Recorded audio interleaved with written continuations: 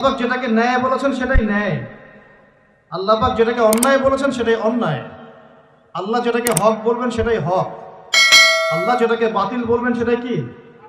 এই বিষয়টা কি মানতে আমাদের আপত্তি আছে? পশ্চিমা সভ্যতার অনেক মানুষ বলে যে সমকামিতা ভালো জিনিস। সমকামিতা কি?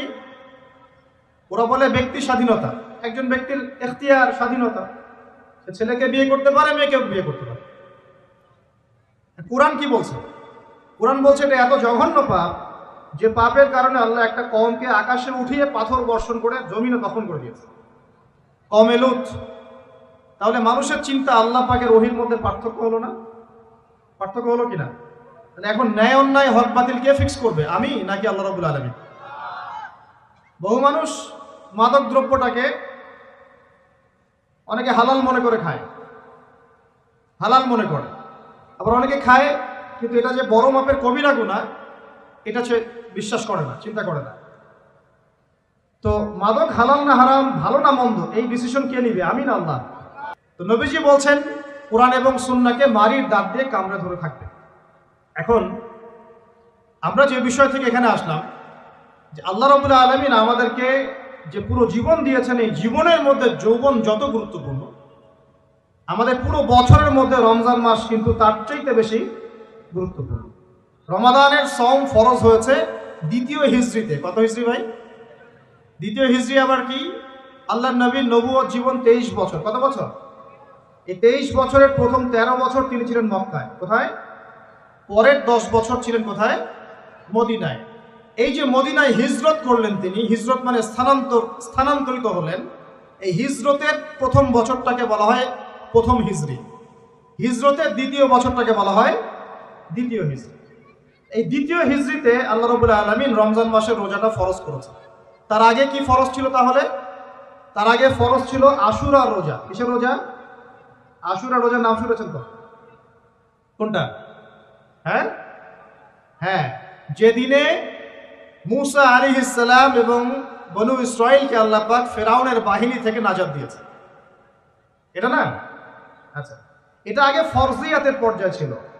যখন রমাদানের সওম ফরজ করা হয় তখন এটা নফল হয়ে গেল এবং গুরুত্বপূর্ণ নফল। এখন দ্বিতীয় হিজরিতে শুধুমাত্র রোজাই কিন্তু ফরজ হয়নি, আরো দুইটা জিনিস হয়েছে যেটা অনেকে আলোচনায় নিয়ে আসেন না। দ্বিতীয় হিজরিতে 3টা জিনিস আমরা পেয়েছি। কয়টা ভাই? 3টা। এক, আগে আমরা নামাজ পড়তাম বাইতুল মাকদাস বা বাইতুল মাকদিস, ওই যে জেরুজালেম, সেদিকে মুখ করে নামাজ পড়তাম। ওইটা ছিল আমাদের কেবলা। কেন কেবলা ছিল? কারণ সমস্ত আম্বিয়া কেরামের বেশিরভাগই সেখানে এসেছেন এবং সেখান থেকে নবী সাল্লাল্লাহু আলাইহি ওয়াসাল্লামকে মেরাজে নিয়ে যাওয়া হয়েছে এবং ওই জায়গাটা বরকতময়। আমাদের প্রথম কেবলা ছিল বাইতুল মাকদিস, একটা বরকতময় জায়গা, যেই জায়গাকে কেন্দ্র করে শেষ জামানায় বহু ঘটনা ঘটবে। দেখবেন ওখানে যারা অধিবাসী তারাই দাজ্জালকে ফলো করবে এবং ঈসা আলাইহিস সালাম ইনশাআল্লাহ সেই জায়গা থেকে সারা বিশ্বে ইসলামিক রেভলিউশন ক্রিয়েট করবেন। 40 বছর তিনি এই পুরো বিশ্ব শাসন করবেন। নবী ঈসা আলাইহিস সালাম কোত্থেকে? এই জেরুজালেম থেকে।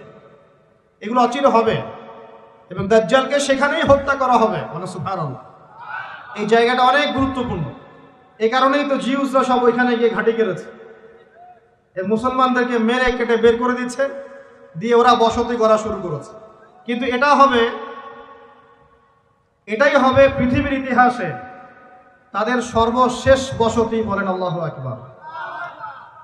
এটা হবে পৃথিবীর ইতিহাসে, মানব সভ্যতার ইতিহাসে তাদের সর্বশেষ বাসস্থান। এরপরে কোনো বাসস্থান নাই।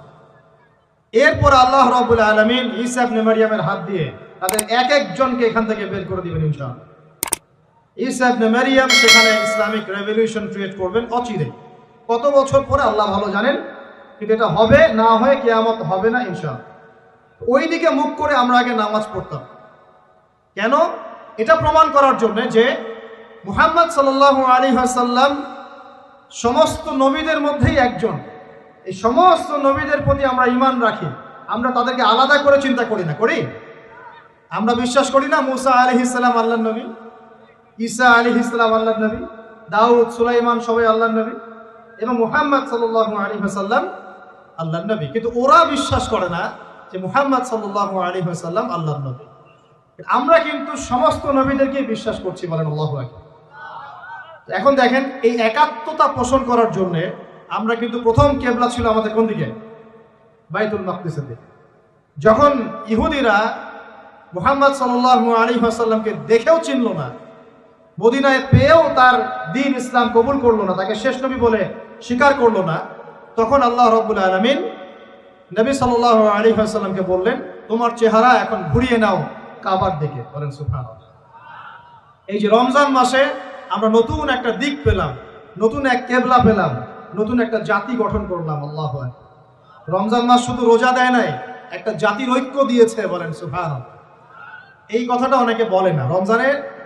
রমজানে রোজা ফরজ হয়েছে, পাশাপাশি একটা নতুন জাতির উত্থান ঘটেছে। তার নাম কোন জাতি? মুসলিম জাতি।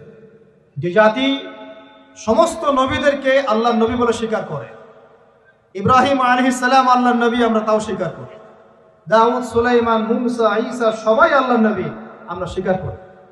তাওরাত, জাবুর, ইনজিল সমস্ত কিতাব আল্লাহ নাজিল করেছেন, আমরা স্বীকার করি। তবে আমরা বিশ্বাস করি এই কিতাব এবং রাসূলগণ একটা নির্দিষ্ট সময়, নির্দিষ্ট গোত্রের জন্য প্রযোজ্য ছিলেন। যখন মানুষ সেই আসমানি কিতাব বিকৃত করা শুরু করেছিল, আল্লাহ পাক নতুন কিতাব নাজিল করেছেন। এরই ধারাবাহিকতায় আল্লাহ পাক সর্বশেষ নবী মুহাম্মদুর রাসূলুল্লাহ সাল্লাল্লাহু আলাইহি ওয়াসাল্লামকে শেষ নবী করেছেন, যার পরে আর কোনো নবী নাই।